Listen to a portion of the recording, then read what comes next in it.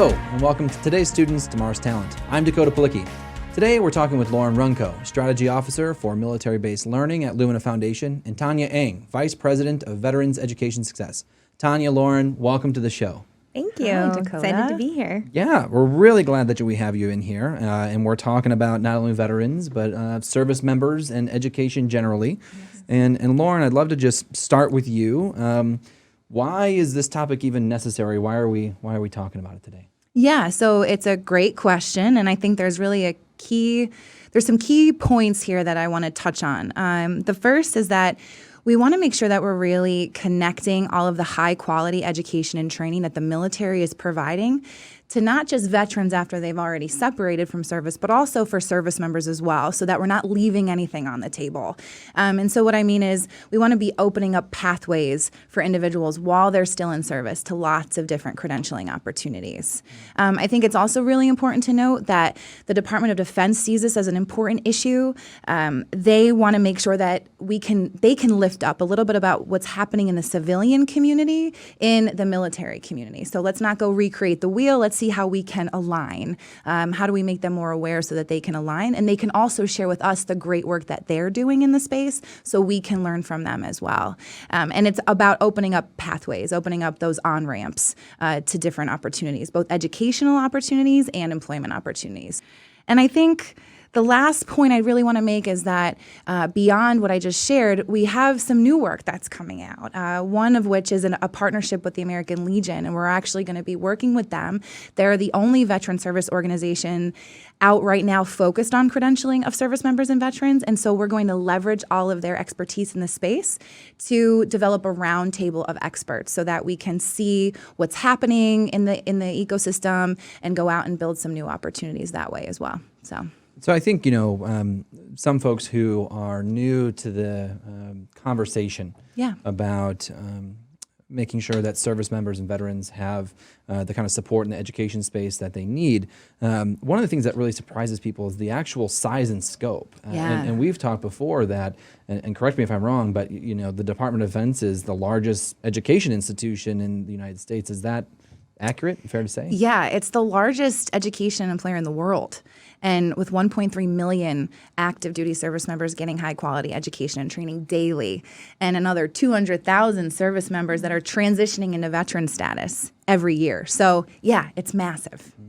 So it's a missed opportunity if we don't focus in on this population and do whatever we can to support their needs. And I know, Tanya, that's where your work comes in, and I'd love to hear a little bit more about what Veterans for Education Success is all about and the work that you're doing. Great, thanks. Yeah, Veterans Education Success is one of two veterans groups that focuses on higher education for military-connected students. And like we've talked about before, that includes service members, veterans, their families, survivors. We kind of work with all the different veterans groups to help support that process. We do a number of things. The first one is we do support for students who need help, whether they've attended a school that's been closed and need to figure out how to deal with some of those different challenges that are faced in that area and get them into another school that's going to provide a stronger return on investment for their time and effort put into higher education. Additionally, and we do some other legal casework for them.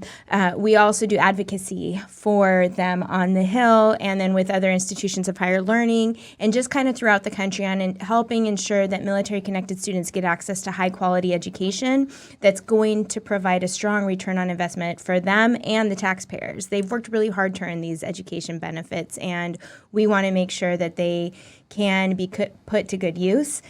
We see military-connected students as a whole do exceptionally well in higher education when given the opportunity to do so, but that requires conversations within higher education and within policymakers to ensure that their needs are being met, that they're getting access to the support and opportunities available to them so that they can succeed. Yeah, that's really helpful. And I think, it's encouraging to hear an organization like yours that is both providing direct service and the really important kind of advocacy level work at the national level, federal policy kind of level, as well as what you said with individual institutions. And I think I got to imagine it gives you some really valuable insight onto what some of the actual challenges or misconceptions are. Yes. And I'm wondering if you can just share, as you're talking to, say, policymakers or others who don't live in this space like so many of us do, what are some of the things that you find having to constantly, educate other people about? So a lot. I think we'll start with the whole concept about the military-civilian divide. So I'm going to start first with when we're talking to them about like support services for service members and veterans and policy that's going to support military-connected students. But then the other part is how are we getting students to high-quality schools that are going to allow them to achieve their academic and career goals. So additionally, you're dealing with a lot of what Lumina, I think, has adequately referred to as today's students. I think military-connected students as a whole are really indicative of larger groups of today's students and the challenges that they're facing, whether it's with home life and trying to just like pay the bills or take care of children or sick kids or whatever that might be, in addition to health challenges or transitioning from military service into the civilian life. You have a lot of today's students who are transitioning from one career to another, and that's why they're going back to school. And so the conversation is kind of breaking down some of those misconceptions and helping people like better support them and understand why certain policies are going to hurt or help them. Additionally, then you talk about the students who are a lot of times first generation and other underserved student populations who may not know how to navigate that whole higher education process. And a lot of times you'll talk to students and they'll say, well, I don't know if higher education's for me. I'm not sure if I can navigate that process. But when you get them into like really strong programs, they do exceptionally well. And so it's kind of helping break down some of those own personal misconceptions and helping educate them on how they can, what pathways are available to them, how are we creating these lifelong learning models of stackable credentials and meeting their needs where they're at as they move forward. And so we could have hours of conversations regarding this, but I think those are some of the bigger picture issues that we look at when we're talking about accountability and quality and support services. Like those, I think, are the three huge areas that we really focus on at VES. And Tanya, as I'm listening to you, I guess, Lauren, one of the things I'm curious about is like you have to have conversations not only with policymakers and institutions, but also with data and technology providers that are trying to make the process a little bit easier, more seamless, with other philanthropy colleagues that are wondering whether or not they should play a space in this role. So, is there anything on that you find also need to constantly remind people about or educate people about this? I think the first thing that is really important is that each of the service branches are very unique. And so although you might have a DoD policy that comes down, the way that the service interprets that policy is going to be vastly different from the other service. And so as different providers are going out and trying to build relationships, they need to know that those are one relationship with one service. And it's important to pick one and try to start developing that and take some lessons learned. I think that's really important. So if anyone's listening and wants to go out and do that, build the relationships, find the service and build it with the service. Go where the energy is. Go where the energy is, yeah. And if there's a direct fit there with something that you offer as an industry credential or as a higher education institution to a certain occupation that the military provides, start there. It's a great starting place. I think the other really important piece is that I think a lot of folks will say, yes, the military provides really high quality training, right? We know that. But there's a lot of gaps. So we can't award credit or we can't let you sit for a certification exam because there's too many gaps there. But there's a language issue. The language that the civilian community uses, and we know this in all the work that we do at Lumina, it's vastly different even from one institution to another. The language we use to describe the different types of learning outcomes or competencies that might exist for something, they don't always cut across, and they don't always translate one for one. And so there's a language problem, and we're trying to figure out what can we do to make sure that yes, there may be some gaps, but there's not as many gaps as it may seem. So let's have some really important dialogue to dig into that a little bit more and see what can we lift out versus having to try to start from scratch. That's not always necessary. And I think sometimes I'll hear a lot in the space, and I'd be curious if Tanya hears this too, but we'll go out and individuals say, well, I thought the military, you leave service with a credential. That's not true. Most individuals do not leave the military with a civilian recognized credential. There's a couple steps people can take to go down that path, and that's what we're trying to do. We're trying to lift up those examples so we can maybe do some scale. There's some scalability there. But that's a big misconception, is that people think, oh, just because they served in the military, or this is the civilian sector, just because you served in the military, you have all these opportunities that are now opened up for you. And I think it goes back to meeting students where they're at. Yes. And not everyone's going to want to do what they started in the military. They want to go down a different path. And so then it's looking at what those credentials are and then finding ways to help them propel themselves forward into other areas of study and other pursuits, but use those credentials in that way.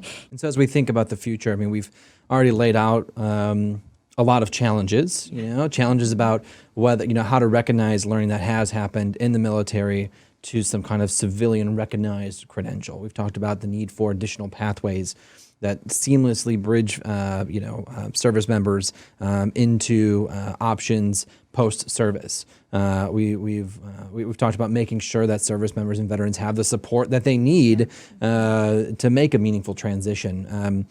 What do we need to do immediately? I mean, what's on to today's docket of Tonya's vision for the future? That's a really loaded question right now, given this week.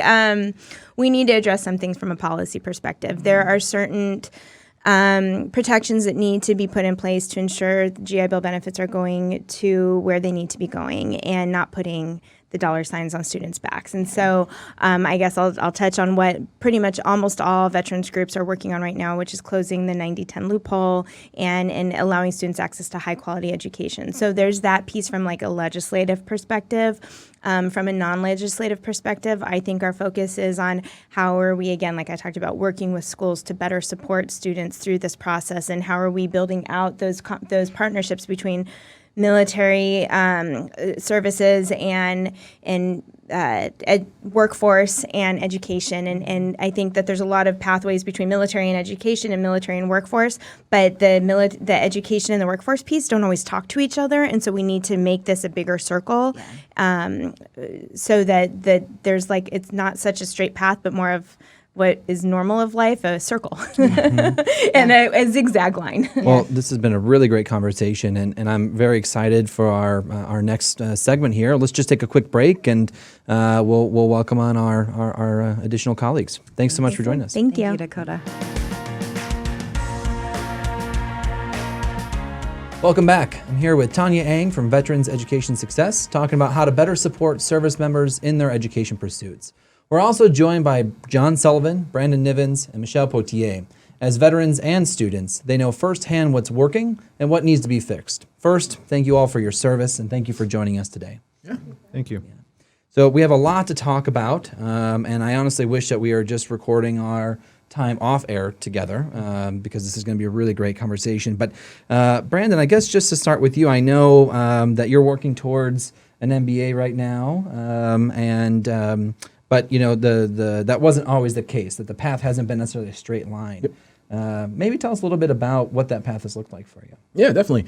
So I was in the Navy from 2006 to 2010. I got out of the Navy in 2010, went to school at the University of South Carolina. It was a very interesting road dealing with the VA and going to school, learning that not only are you a full-time student, but also you have bills to pay, you have to be an adult, and you're navigating this new world called higher education, which is pretty scary, but it's also pretty interesting at the same time.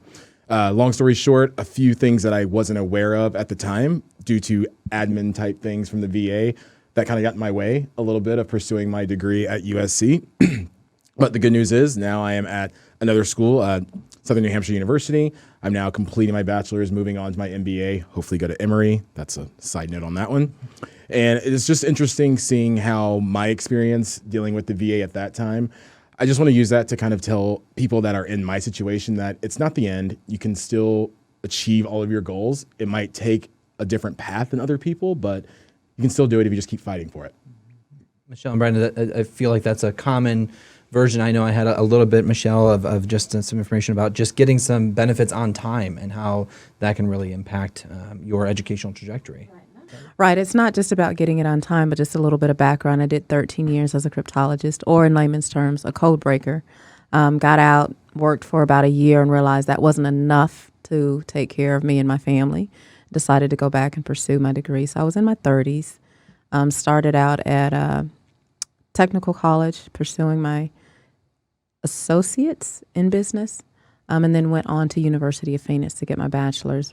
However, I was not aware that I had signed on to take on additional loans in addition to my benefits, and so incurred about $30,000 worth of debt that I was not aware that I was incurring. And so it was very challenging and upsetting.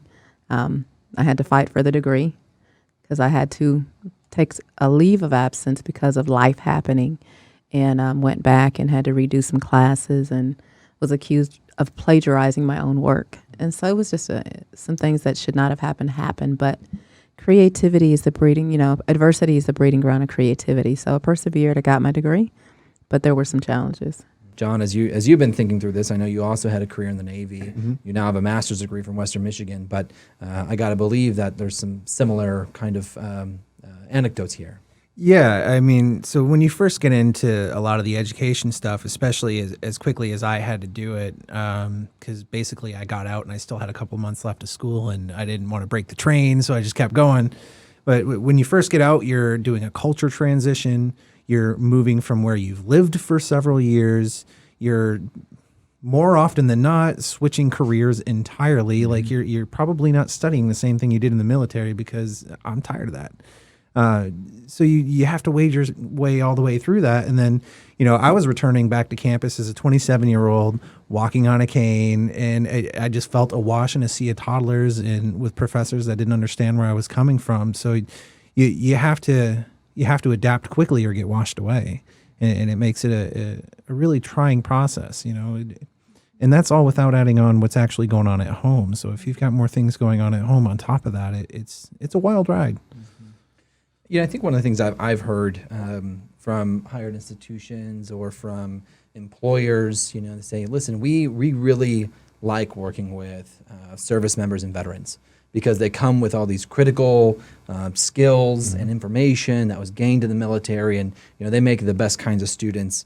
And so I'm curious about, but at the same time, I feel like what we're also uncovering here is that while that's certainly true on an individual level, the system is not really set up to help you in the ways that it also needs to help you. You're unique in many ways as veterans, and that the system needs to be better set up that way. So I'm curious about, what you think about, did your military experience really impact the way that you've navigated higher education, how you can apply those kinds of things that you've learned?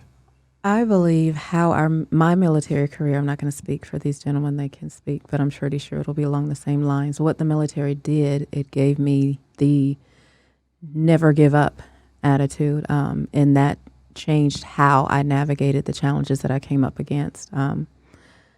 I believe that though they have good intentions, yes, they love us because of our skills and because of our work ethic and things of that nature. They may love us for that, but they don't give us the proper, like the certifications, the credits that don't transfer, where we have to start all over when the level that they want us to start at, we're not intermediate, we're probably advanced, but they want us to start at the beginner because we have the skill set, but it doesn't translate into their certification. So that's really challenging to try to merge the two.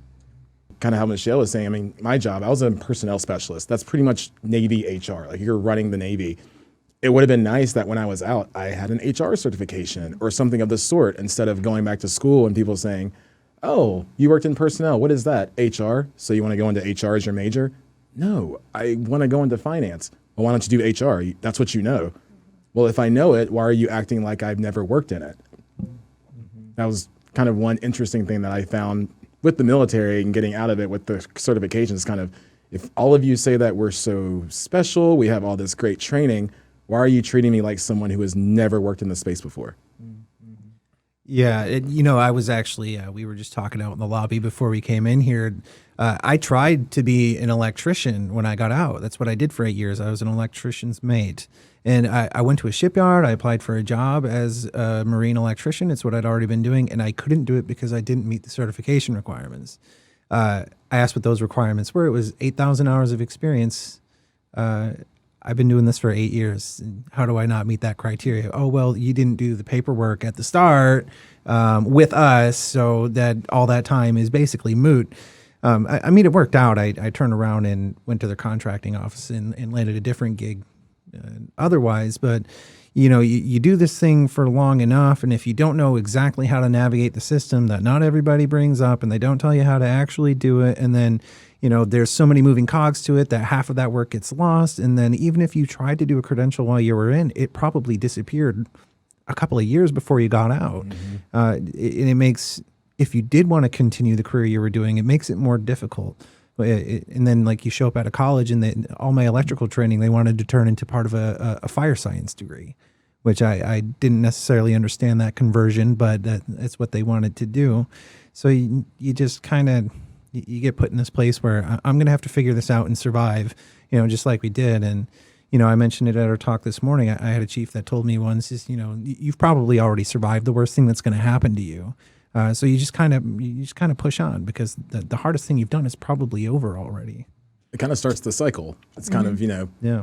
oh, I got out ready to take on the world. I go see this one person and they say, oh, what you've worked for 4 to 8 years, it's crap. Thanks. You go to the next person. Oh, also too, you need to take all these remedial classes. The VA is not going to pay for that.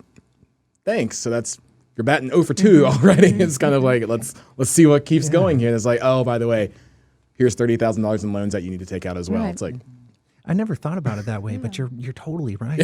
Like that is the launch cycle for a lot of post-transition veterans to do it. Like when they get out, it's the first time they're told that like everything you did actually didn't matter that much.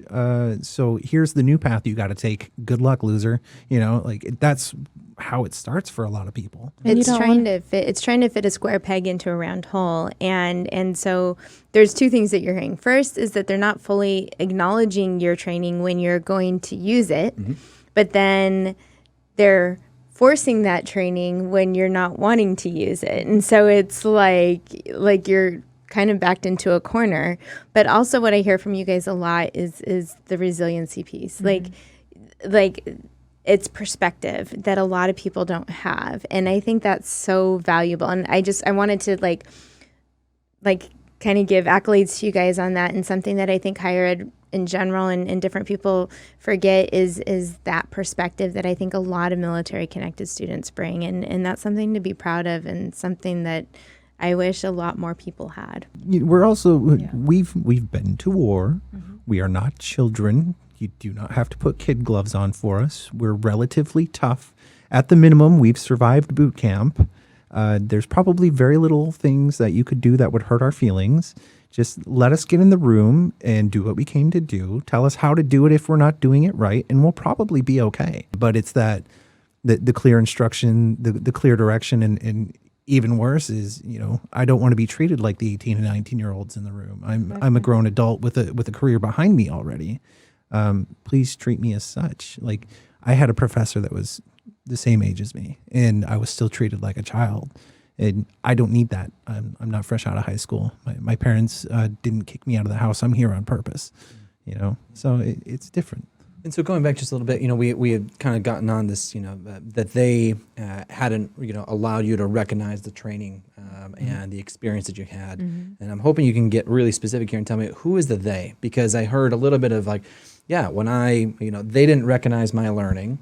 And they made me take, remedial classes because I'm at advanced, but they wanted me to start at basic. And then we also said, well, then the VA didn't pay for the remediation classes that they were making me take. So help someone who's new to this conversation understand the kind of people that you have. Like who is the they in these conversations? I mean, it's specific to the university that you decide to attend. For myself, the University of Phoenix. I started out at Florida Technical College, and when I transferred over to University of Phoenix, none of that transferred over, and very little of my military experience or college credits did.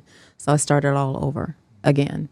Mm-hmm. So that's the they. As far as the VA, the educational process, the process of going to get your benefits and receive your benefits, and then navigating the VA healthcare side because we have some sort of challenge or mental or physical challenge that provided us the ability to be able to use the voc rehab or whatever benefits we decided to use. So just navigating that process of what we qualify for and what we're eligible for. And so that's the day. It's kind of like fighting a hydra, honestly, because there's a lot of heads with a lot of teeth in the game. There's the VA monster. There's all the monsters inside of the VA, and they're all having crappy days, no matter which day you call them on. And then you've got the administrar in the office who has no idea what you're talking about, but they're in charge of translating your military experience into a college credit. Again, how my electrical training became fire science credits. And then they're arguing with the registrars and then the department registrars, and they're trying to get you in the right classes. And like, hold on, does this one technically cover that other one? I don't know, maybe. Like, there's all of that going on at the same time. You're not sure if any of this is actually getting paid for until you catch a bill for it later, because there's no receipts with the GI Bill. You don't get a receipt. It's just either the university sends you a bill or they don't. It's one of those things where you watch the mailbox and hope it stays empty. And not having clear instructions on how to do it. Yeah, no clear instructions. If you give us the instructions on how to navigate the process, then we will succeed. But they have to be clear instructions. And if you tell us one thing and then you're showing us something else, or that changes in the middle, okay, we're back to square one. So what do we do?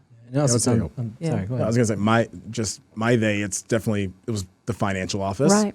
and the advisor and the advisement team. I mean, it was just every semester going to a new advisor that, what was your name again? What's your major? Why are you 24, 25 taking this class? Because I'm a veteran. Oh, you need to go to someone else. It's like, do you even know anything about my life right now? Is there a veteran advisor that's somewhere? And then it doesn't help that, I work in tech. We always say breaking down the silos.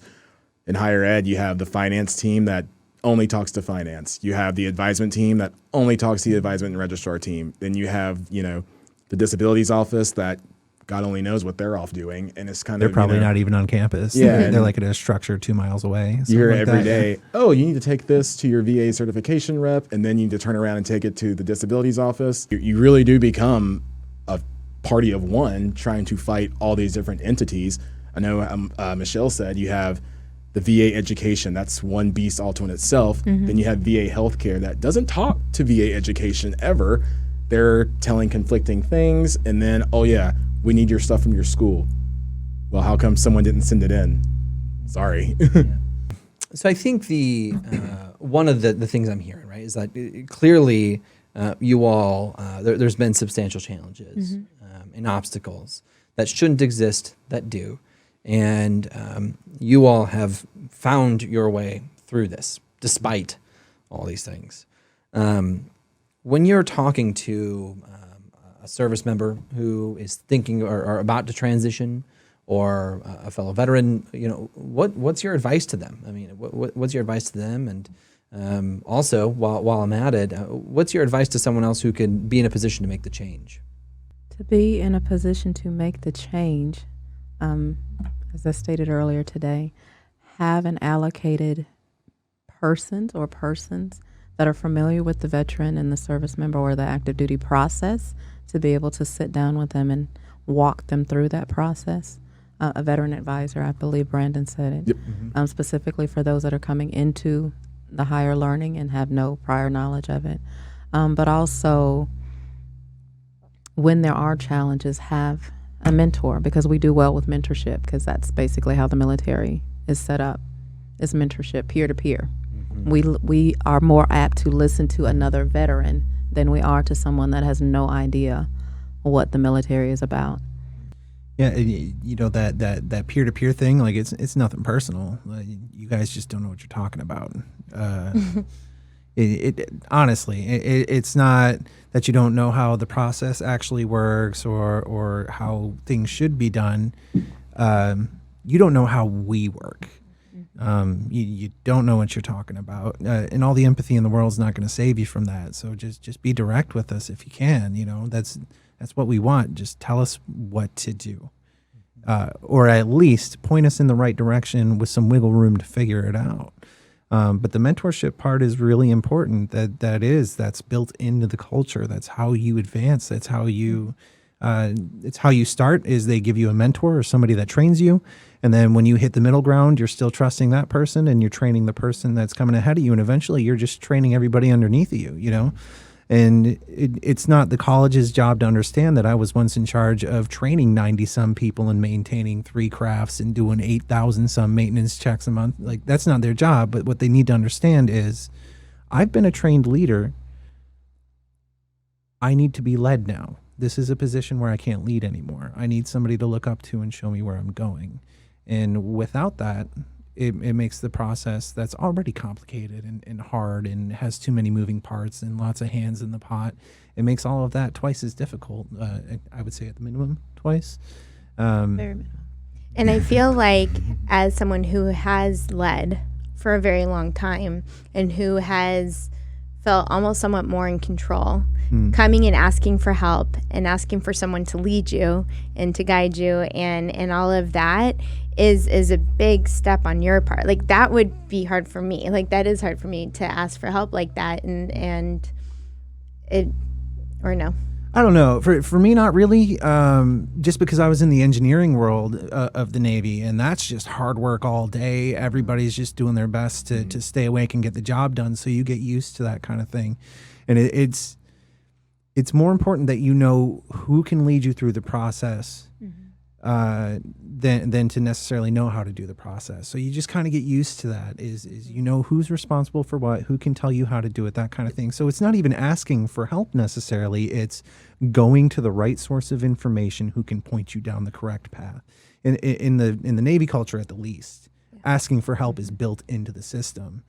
To where I don't personally feel a lot of difficulty with that. I mean, I do know a few people who would probably struggle with that, and that's why they struggle in the Navy in the first place. Fair point. It's just in there. One thing that you said was definitely right, was kind of, I was a leader before. I'm into something completely new. I need to be led. I remember, and to your question, I remember going to some of my officials at school pretty much saying, you guys, I have no clue what I'm doing. I need help. What do you need help with? I just told you I don't know what I'm doing. I don't even know the question to ask. Like, I have forms. I don't know what to do. I don't know how to fill these out. Can you help me? Existing is really complicated right now. Just maybe point me in a direction. For someone that's 23, 24, 25, fresh out of the military, like you said, in the Navy, it's ingrained. Like, if you don't know something, just ask, because if you assume, you can kill someone. Same thing. I go up to my VA certifying official or someone in the finance office. Hey, I got this letter. I have no clue what they're talking about. I get looked at like a deer in headlights. Like, you can't read school code. And the mistrust comes in.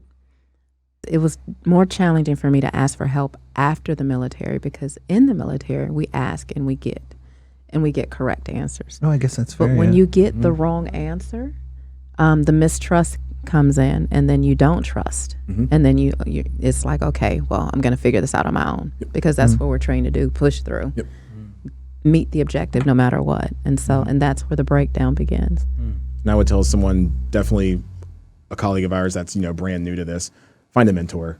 I mean, I really wish that I would have focused on that more hardcore when I got out. Just I remember I told a friend of mine who just recently got out of the military, I asked him, what do you want to do? He said, I want to go into engineering, just computer engineering. I even told him, I'm big on LinkedIn. I was like, go on LinkedIn, type in veteran software engineer in your state. Just find someone that you can get coffee with. Come to find out, he asked like 10 people to get coffee in Atlanta, and now he has a pretty good track. And I really wish that someone would have said that to me, like, hey, you want to do finance? Just go on LinkedIn, put in finance veteran. Just start pounding away at emails asking, hey, can I get 5 minutes of your time, 10 minutes of your time? I'm new to this. I need help. I wish my school would have really kind of hammered in. You need to find someone that's doing what you're doing so you can model success after them. That never happened. And I think now, if I really would have had that, things probably would have been a lot different. It probably, or I don't know necessarily everything would have gone seriously different, but I think it probably would be less painful, because we didn't have that mentorship program when I started at the school. Luckily, I got to be a part of building that after we left. But there's already some programs like that, like peer-to-peer, STEP, all kinds of things like that exist. We don't know that because nobody mentions it. you'll see a pamphlet here and there around the school, but that doesn't mean we even know to look at it. Like, how do I know that applies to me? Because you got a dude in a uniform on the front? Okay. That doesn't really trigger anything. You don't even have a rank on. So that's not real. Blank camouflage. That's just the hunting dude I see at the gas station every weekend. But not only do they not mention it, but it's not really pushed. It's not something that people necessarily, in the way that the military would do it, let you know that it's important. Like, this is a suggestion, but you're going to do it. And then on top of the mentors, they were able to get people like veteran service officers onto the campus, people who understood how all of the benefits worked. They were in charge of knowing that. They were in charge of filing for it and helping people for it. They got somebody on campus that understood how it all worked. So if you had a problem with your benefits, there was already somebody there getting paid to handle that for you. And they're not directly attached to the VA either, so that helps. But keeping mentors and people who know what's going on and giving us a space for when we need to escape from the rest of the civilians and go tell some dirty jokes and get really dark humor out of our system, those are our coping mechanisms. Sometimes I need to say some awful things so that I can get on with the rest of my life. It's a clean venting zone, and you got to be careful with that in college these days. You got to be real careful. And so I think, just as I'm thinking about what we were first talking about, Tanya, with you and Lauren, and there are certain things at the system level, making sure that the learning and training and education received, while being in the service translates into real learning in the civilian context. That's actually that actually counts for credit. There's also the human element of this, if we can classify that. Knowing someone on campus who can give you correct information and help you navigate a new system. Does that map onto what you see and what VES is working towards? Oh, absolutely.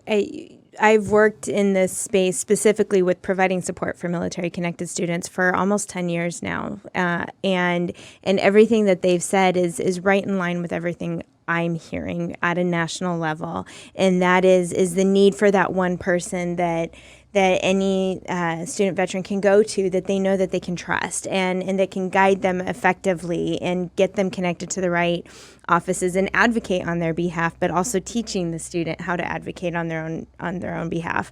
Additionally, that peer-to-peer mentorship is probably one of the most important pieces to have, because it helps increase persistence and retention and all of those pieces, because there's that person you can go to, there's that place you can go to where you can talk to other people who understand where you're at or understand the dark humor and some of the, it goes back to the conversation I had around the military-civilian divide. There needs to be a place that military-connected students can go and have these conversations and know that it's okay for them to have those conversations. And then just removing the bureaucracy. And I always go back to the piece of there needs to be a place where students also have a voice. And so every campus is its own campus, and it has its own personality, and it attracts its own student population, like a certain type of personality of student. And so meeting those students where they're at and building out programs that are going to support the students. A lot of schools will come and say, well, I want tell me what the best equation is to be the best veteran-friendly institution. And for me, it's not an equation. It's where are your students at? What are their needs and how are you meeting them? And the best way to do that is by hearing directly from your students, getting the training that's necessary, educating the rest of your staff on these kinds of things. So we do focus on a lot of the policy piece, but I've taken my experience prior to having come to VES with working with schools on building out programs and services and try to do that as well. Well, Michelle, John, Brandon, thank you so much for coming on and sharing a little bit about your experiences. Really, really do appreciate it. And I'm hopeful that others can follow in your footsteps and learn a little bit from your leadership. And now that you all will be the people that they'll be trying to search on LinkedIn and following your footsteps. And Tanya, thank you so much for joining us today as well. Well, thank you for having thank you for us. having us. Thank you. Appreciate it. That's all the time we have for today. If you have a comment or an idea for another show, reach us at luminafoundation.org or reach me on Twitter @DakotaPalicki. See you next time.